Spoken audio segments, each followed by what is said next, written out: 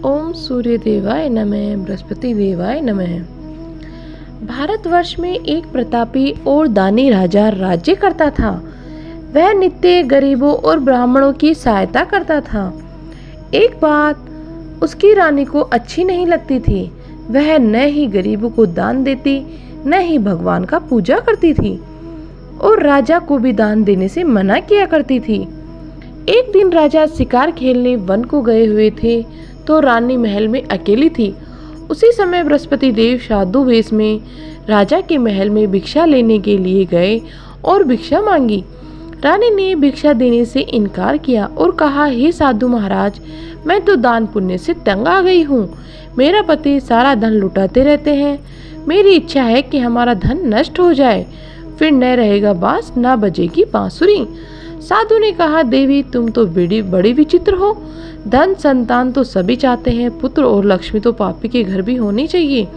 यदि तुम्हारे पास अधिक धन है तो भूखों को भोजन दो, प्यासों के लिए प्याऊ बनवाओ, सभी को दान पुण्य करो। तुम्हारा यह यश लोक प्रलोक में फैलेगा। परंतु रानी पर उपदेश का कोई प्रभाव न पड़ा। वह बोली, महाराज आप मुझे कुछ न समझाए। मैं ऐसा धन नहीं चाहती जो हर जगह बांटती फिरूं। साधु ने उत्तर दिया, यदि तुम्हारी ऐसी इच्छा है तो तथास्तु। तुम ऐसा करना कि बृहस्पतिवार को यह घर लीप कर पीली मिट्टी से अपना सिर धोकर स्नान करना, भट्टी चढ़ाकर कपड़े धोना। ऐसा करने से आपका सारा धन नष्ट हो जाएगा। इतना कहकर साधु महाराज वहां से आलोप हो गए। साधु के अनुसार कई बातों को पूरा करते हुए रानी को केवल 3 बृहस्पतिवार ही बीते थे कि उनकी समस्त धन संपत्ति नष्ट हो गई। भोजन के लिए राजा का परिवार तरसने लगा। तब एक दिन राजा ने रानी से बोला कि हे रानी, तुम यही रहो, मैं दूसरे देश को जाता हूँ, क्योंकि यहाँ पर सभी लोग मुझे जानते हैं, इसलिए मैं कोई छोटा कार्य नहीं कर सकता। ऐसा कहकर राजा परदेश चला गया। वहाँ वह जंगल में लकड़ी काट कर लाता और शहर में बेचता। इस तरह वह अपना जीवन व्यतीत करने लगा। इधर राजा के जाने से दासी और रानी दुखी रहने लगी। एक बार जब रानी और दासी को 7 दिन तक बिना भोजन के रहना पड़ा तो रानी ने अपनी दासी से कहा, हे दासी, पास ही के नगर में मेरी बहन रहती है। वह बड़ी धनवान है, तो उसके पास जा और कुछ ले आ, ताकि थोड़ी बहुत गुजर बसर हो जाए। दासी रानी की बहन के पास गई। उस दिन गुरुवार था और रानी की बहन उस समय बृहस्पतिवार व्रत की कथा सुन रही थी। दासी ने रानी की बहन को अपनी रानी का पूरा संदेश दे दिया। लेकिन रानी की बहन पूजा कर रही थी तो उसने कोई उत्तर नहीं दिया। जब दासी को रानी की बहन ने कोई उत्तर नहीं मिला तो वह बहुत दुखी हुई और उसे क्रोध भी आया। दासी ने वापस आकर कहा, रानी को सारी बात बता दी। रानी सुनकर अपने भाग्य को कोस लिया। रानी बोली, उसमें उसकी कोई गलती नहीं है, भाग्य ऐसा ही चल रहा है। उधर रानी की बहन ने सोचा कि मेरी बहन की दासी आई थी, परंतु मैं उससे नहीं बोली, इससे वह बहुत दुखी हुई होगी। कथा सुनकर और पूजन समाप्त कर वह अपनी बहन के घर आई और कहने लगी, हे बहन, मैं बृहस्पतिवार का व्रत कर रही थी। तुम्हारी दासी मेरे घर आई थी, परंतु जब तक कथा होती है तब तक न तो उठते हैं और न ही बोलते हैं, इसलिए मैं नहीं बोली। कहो दासी क्यों गई थी? रानी बोली, बहन तुमसे क्या छिपाऊं, हमारे घर में खाने तक को अनाज नहीं था। ऐसा कहते कहते रानी की आंखें भर आई। उसने दासी सहित पिछले 7 दिनों से भूखे रहने तक की बात अपनी बहन को विस्तार पूर्वक सुना दी। रानी की बहन बोली, देखो बहन, भगवान बृहस्पतिवार देव की सभी की मनोकामना पूर्ण करते हैं। देखो शायद तुम्हारे घर में अनाज रखा हो। पहले तो रानी को विश्वास नहीं हुआ, पर बहन के आग्रह करने पर उसने अपनी दासी को अंदर भेजा तो उसमें सचमुच अनाज से भरा एक घड़ा मिल गया। यह देखकर दासी को बड़ी हैरानी हुई। दासी रानी से कहने लगी, हे रानी, जब हमको भोजन नहीं मिलता तो हम व्रत ही तो करते हैं, इसलिए क्यों न इनसे व्रत और कथा की विधि पूछ ली जाए। ताकि हम भी व्रत कर सके।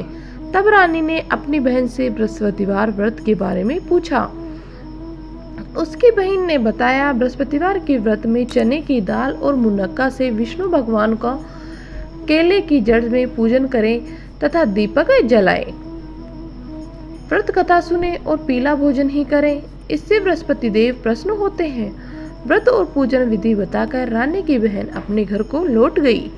7 दिन के बाद जब गुरुवार आया तो रानी और दासी ने व्रत रखा।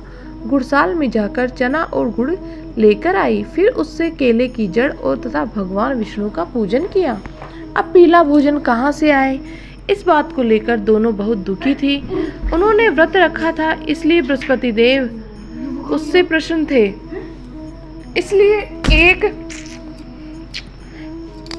इसलिए वे एक साधारण व्यक्ति का रूप धारण कर 2 थालों में भोजन ले आए।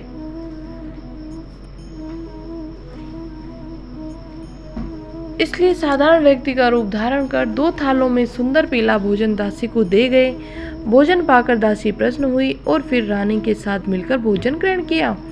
उसके बाद वे सभी गुरुवार को व्रत और पूजन करने लगी। बृहस्पतिवार भगवान की कृपा से उसके पास फिर से धन संपत्ति आ गई, परंतु रानी फिर से पहले की तरह ही आलस्य करने लगी। तब दासी बोली, देखो रानी, तुम पहले भी इस प्रकार आलस्य करती थी, तुम्हारे धन में कष्ट होता था, इस कारण सभी धन नष्ट हो गया। अब जब भगवान बृहस्पति की कृपा से धन मिला है तो तुम्हें फिर से आलस्य होने लगा है। रानी को समझाते हुए दासी कहती है कि बड़ी मुश्किलों के बाद तो हमने यह धन पाया है, इसलिए हमें दान पुण्य करना चाहिए, भूखे मनुष्य को भोजन करवाना चाहिए और धन को शुभ कार्यों में खर्च करना चाहिए, जिससे तुम्हारे कुल का यश बढ़ेगा, स्वर्ग की प्राप्ति होगी, पितृ प्रसन्न होंगे। दासी की बात सुनकर रानी अपना धन शुभ कार्यों में खर्च करने लगी, जिससे पूरे नगर में उसका यश फैलने लगा। रानी को समझाते हुए दासी कहने लगी, देखो रानी, यश बढ़ने लगा है। बृहस्पतिवार व्रत कथा के बाद श्रद्धा के साथ आरती की जानी चाहिए। इसके बाद प्रसाद बांटकर उसे ग्रहण करना चाहिए। एक दिन राजा दुखी होकर जंगल में एक पेड़ के नीचे आसन जमाकर बैठ गया। वह अपनी दशा को याद करके व्याकुल होने लगा। बृहस्पतिवार का दिन था। एकाएक उसने देखा कि निर्जन वन में एक साधु प्रकट हुए। वह साधु वेश में स्वयं बृहस्पति देवता थे। लकड़हारे के सामने आकर बोले, हे लकड़हारे, इस सुनसान जंगल में तू चिंता मग्न क्यों बैठा है? लकड़हारे ने दोनों हाथ जोड़कर प्रणाम किया और उत्तर दिया, महात्मा जी, आप सब कुछ जानते हैं, मैं क्या कहूँ। यह कहकर रोने लगा और साधु की अपनी आत्मकथा सुनाई। महात्मा जी ने कहा, तुम्हारी स्त्री ने बृहस्पति के दिन बृहस्पति भगवान का निरादर किया है, जिसके कारण रुष्ट होकर उन्होंने तुम्हारी यह दशा कर दी। अब तुम चिंता को दूर करके मेरे कहने पर चलो तो तुम्हारे सब कष्ट दूर हो जाएंगे और भगवान पहले से भी अधिक संपत्ति देंगे। तुम बृहस्पति के दिन कथा किया करो। 2 पैसे के चने मुनक्का लाकर उनका प्रसाद बनाओ और शुद्ध जल से लोटे में शक्कर मिलाकर अमृत तैयार करो। कथा के पश्चात अपने सारे परिवार और सुनने वाले प्रेमियों में अमृत व प्रसाद बांटकर आप भी ग्रहण करो। ऐसा करने से भगवान तुम्हारी सब मनोकामनाएं पूरी करेगा। साधु के ऐसे वचन सुनकर लकड़हारा बोला, हे प्रभु, मुझे लकड़ी बेचकर इतना पैसा नहीं मिलता जिससे भोजन के उपरांत कुछ बचा सकूं। मैंने रात्रि में अपनी स्त्री को व्याकुल देखा है। मेरे पास कुछ भी नहीं है जिससे मैं उनकी खबर मंगा सकूं। साधु ने कहा, हे लकड़हारे, तुम किसी बात की चिंता मत करो। बृहस्पति के दिन तुम रोजाना की तरह लकड़ियां लेकर शहर को जाओ। तुमको रोज से दुगना धन प्राप्त होगा, जिससे तुम भली भांति भोजन कर लोगे तथा बृहस्पति देव की पूजा का सामान भी आ जाएगा। इतना कहकर साधु जी अंतर्ध्यान हो गए। धीरे धीरे समय व्यतीत होने पर फिर वही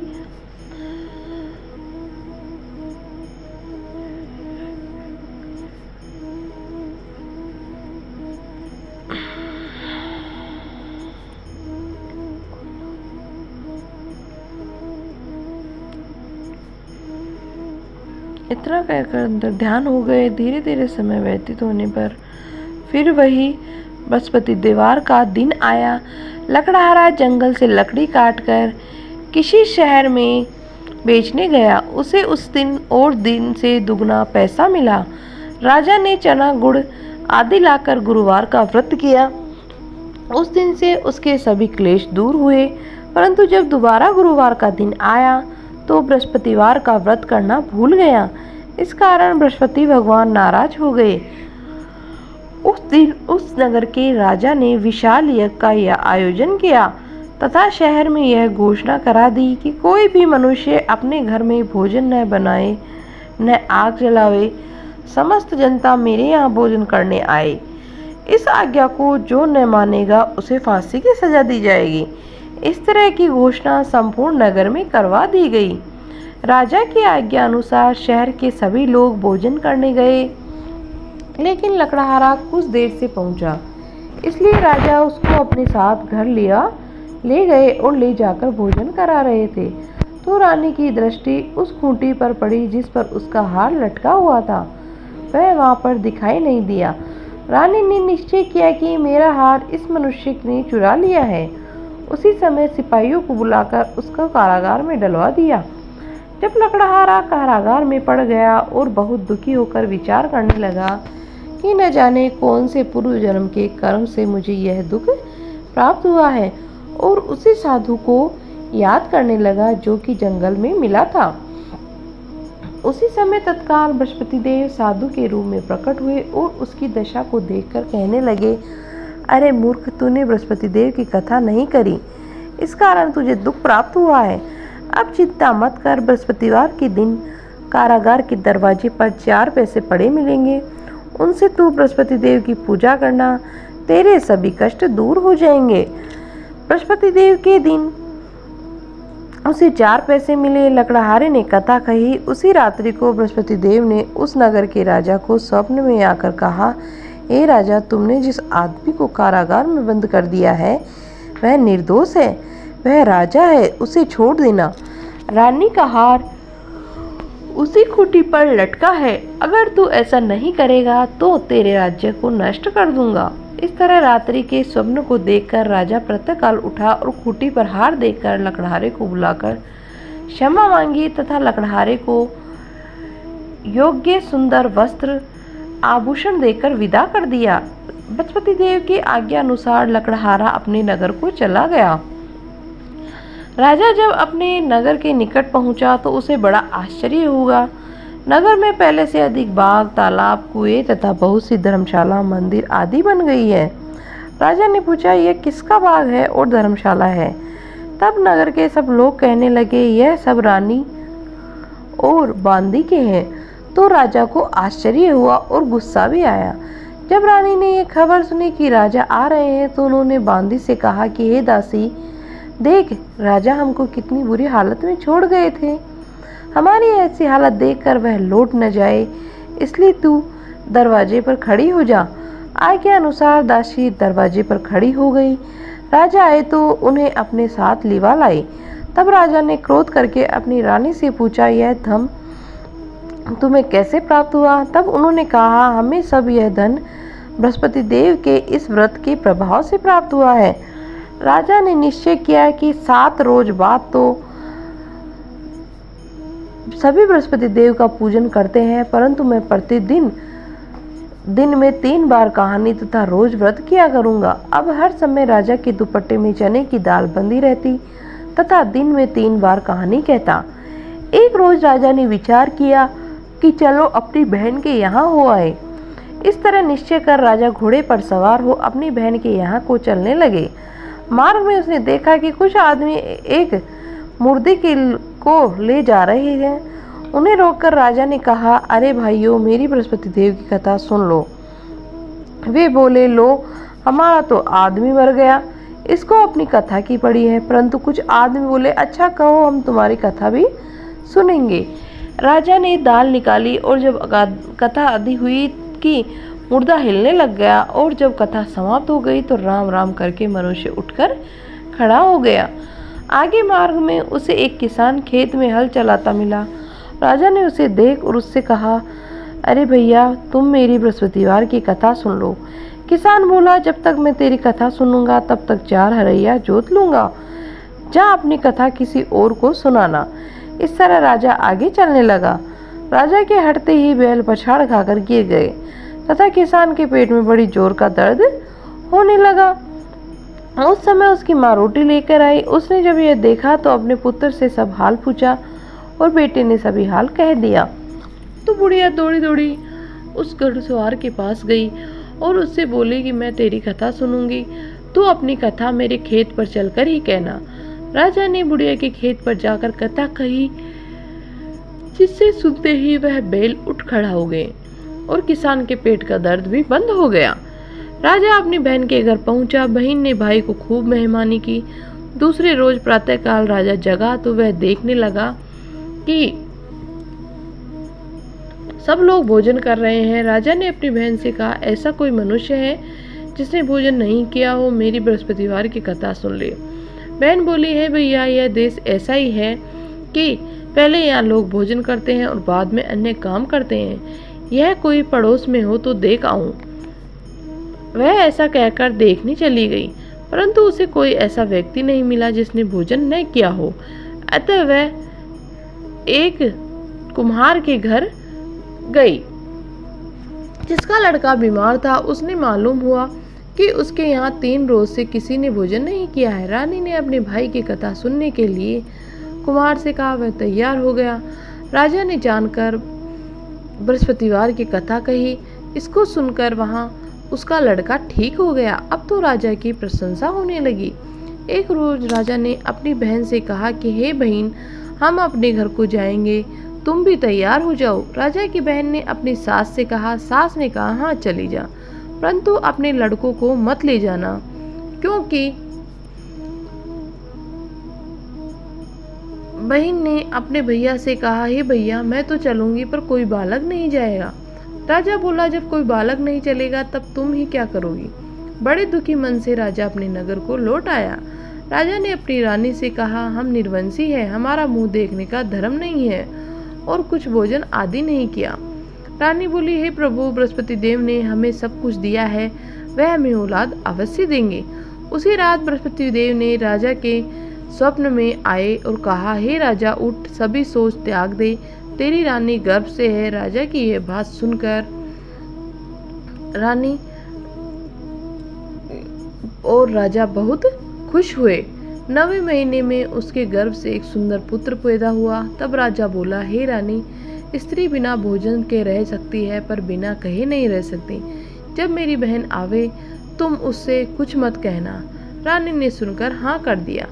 जब राजा की बहन ने यह शुभ समाचार सुना तो वह बहुत खुश हुई तथा बधाई लेकर अपने भाई के घर आई। तभी रानी ने कहा, घोड़ा चढ़कर तो नहीं आई, गधा चढ़ी आई। राजा की बहन बोली, भाभी, मैं इस प्रकार न कहती तो तुम्हें औलाद कैसे मिलती। बृहस्पति देव ऐसे ही हैं, जिसके मन में कामनाएं हैं सभी को पूर्ण करते हैं। जो सद्भावना पूर्वक बृहस्पतिवार का व्रत करता है एवं कथा पढ़ता है, सुनता है, दूसरों को सुनाता है, बृहस्पति देव उन सबकी मनोकामना पूर्ण करते हैं। जय हो बृहस्पति देव की।